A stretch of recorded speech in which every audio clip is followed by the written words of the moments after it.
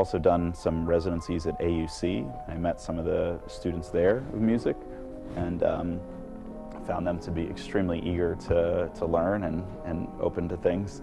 And the last project was with the Alexandria Bibliothèque Orchestra, and I had commissioned a piece by a composer who's half Egyptian, half American, and I thought it'd be interesting to have a chamber concerto for chamber orchestra, piano, and soprano. And the text we chose, we wanted to be something that would be poignant and unifying, hopefully. So we chose a text that avoided certain subjects and focused on, it was an ancient text, and it focused on the geographical beauties of ancient Egypt. And this piece is called Akhet, which I guess is an ancient word meaning horizon, as I understand it. And this was premiered actually at the El Sawi Culture Wheel, and then again at the Bibliothèque in Alexandria. And at the Opera House concert, I will play a solo piano version of this piece. Also along the way, I'll mention I met Ashraf Fuad, who's a composer at AUC, and he's written 2 pieces for me, which will be given the world premieres at the Opera House, and I'll also be performing a piece by John Babukas, who's not Egyptian, but he's maybe become Egyptian because he's been here for 9 years working at AUC.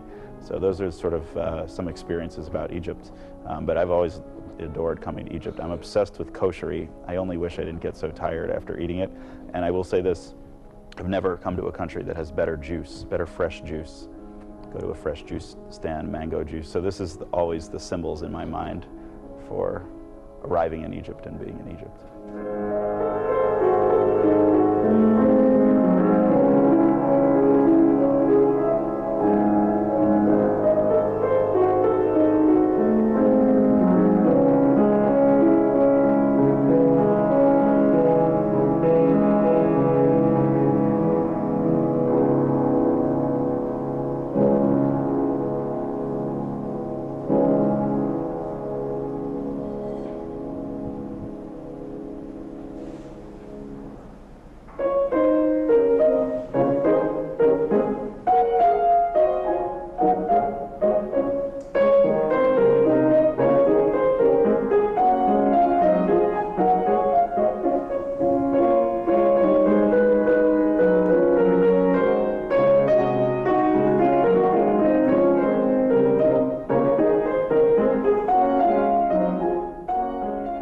Some of the proceeds of concerts held in Egypt, Kimball gave to charity.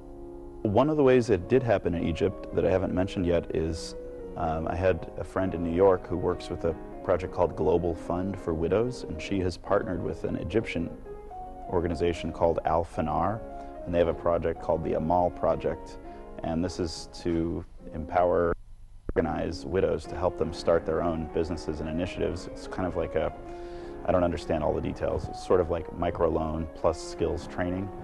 So we had a concert in Zamalek in a home that was a charity concert, and it was designed to be an intimate home concert. They raised £48,000 for this partnership. So that's one of the most clear ways.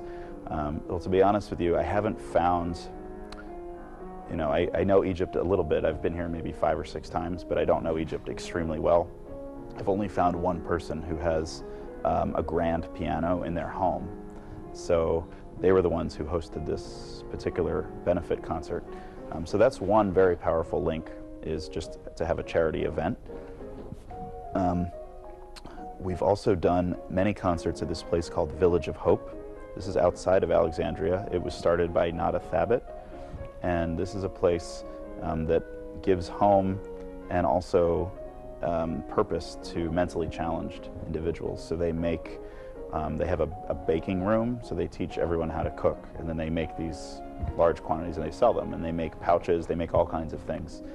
Very, very inspiring place, very idealistic, and every time I come to Egypt I always perform there. And that's just part of,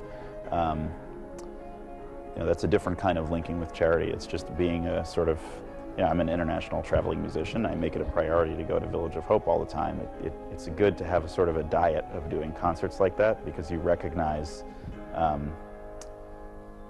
you just recognize again how the meaning as an artist changes when you're in a place like that and you play the pieces of music.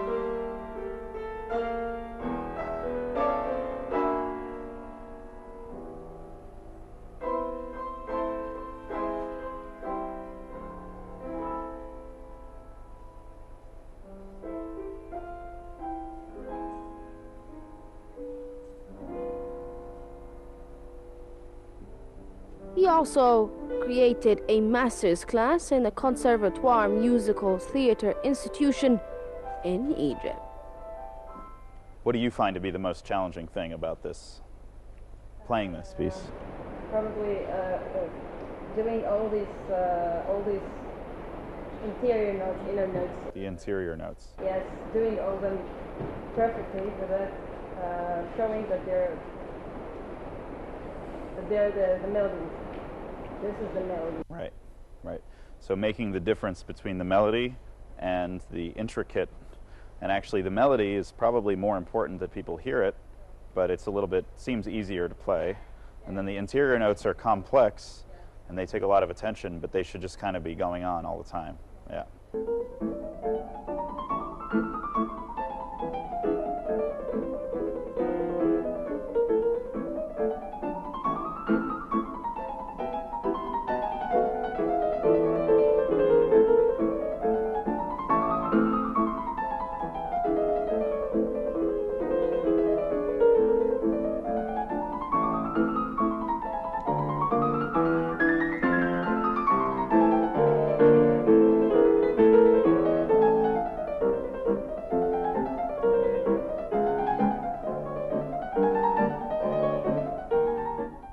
I think it can help people access emotions that they don't normally access.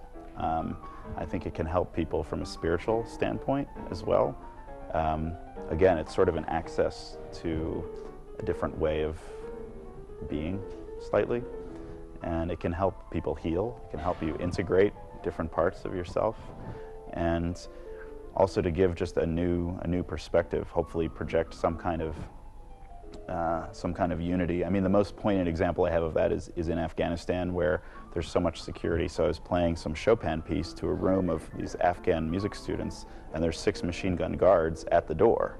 And you have everything is sort of right there, but the room was absolutely silent, and you can just feel this sort of palpable energy. It's very hard to put into words. It's something you really have to experience. But afterwards, you know, there's just kind of like a bonding that happens in that room, and then everyone feels a little bit more calm, a little more patient, a little more caring,